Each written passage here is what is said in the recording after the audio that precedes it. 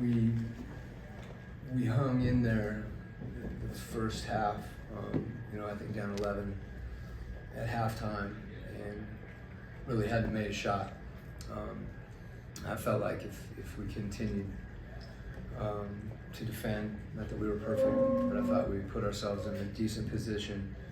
And then obviously the third quarter, was a dagger. We have to regroup a little bit, not a little bit, we need to regroup, and some of that, is finding, collectively, I think we need to communicate.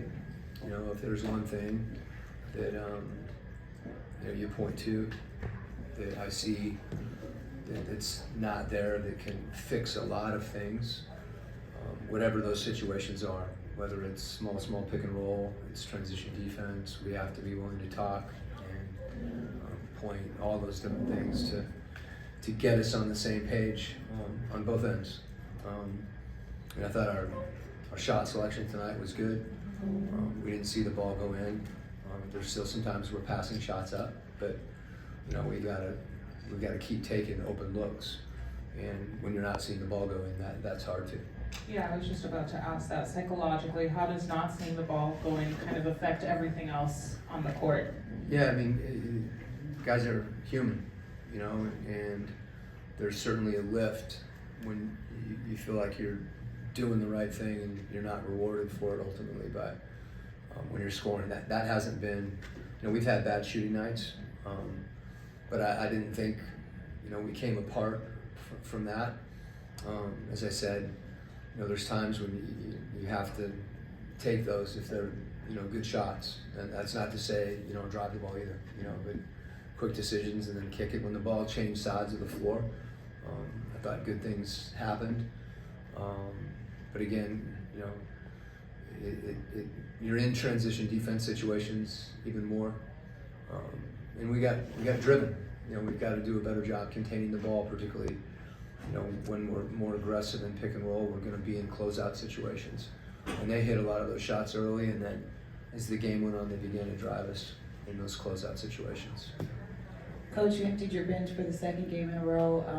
A lot of people might think those are garbage minutes, but people like Trent and Garrison have gotten some good playing time off of that. I'm curious to know, what are you looking for when you do that and you put those players in? Really the same thing that you're looking for, with the rotational guys. You want them to be disciplined defensively, you want them to get back and execute and try to generate good shots. In the third quarter, I think it was 8:40, you called the timeout. You got beaten deep on a fast break. I'm curious, what specifically did you see there that you needed to address? Well, it was more than just one possession. It was accumulation. That's usually when those timeouts come. If you're going to call an early timeout before the mandatory, that you see, usually you see a run, and that's what that was. They leak out after they contest shots, and for the most part, we did a good job of the other guy in the high quadrant getting back, and sometimes there was a few times it just kind of went over an extended hand. But again, we have to get it done in those situations. And, our guys know that. We call the timeout to get refocused and have a good possession offensively. When you go down 10 early on in the second quarter, and a team like yours that shoots a lot from three, is there an emphasis or focus to look to the three even when in the first quarter you might not have shot? Yeah, this is like a very common debate. When a team isn't shooting well, everybody says go inside. And it really has, if you have a post presence like that, and we have some guys that post, go inside to me means drive the ball, and oftentimes, or make the right decision, and oftentimes you're not going to get all the way to the rim. We played through the post a couple times tonight, and I thought we used our post guys to pass the ball. Yes, that there's a point when the ball's not going in that you don't want to just, but you don't want to pass shots up. I think it has more to do with what your focus is, and there's times when when you can make a quick decision and get to the rim, draw a foul. You know, that's usually something that is really good as far as stopping a run, and when you're not making. But the other part is if people close out on you and they're not guarding you, it's very difficult to drive them because you're driving into a crowd, and a lot of times, you know, you don't get anything. That happened a few times tonight. We had some shot clock violations because we passed up shots, you know, and then the next shot you get, or the next opportunity for a shot is not a good one. And like I said, you know, if you take those shots, you have a chance to rebound them too, you know, and if they're a good shot, you know, for a team that, you know, we've had situations before where you're not making, and particularly when you're down later, you want to keep shooting because some of those shots get you back, you know, back in the game. I wouldn't want to tell Bogey, you know, to pass up open ones. You know, I wouldn't like our guys to catch and drive the ball and then kick it, but that might end up being a 3-2. You know.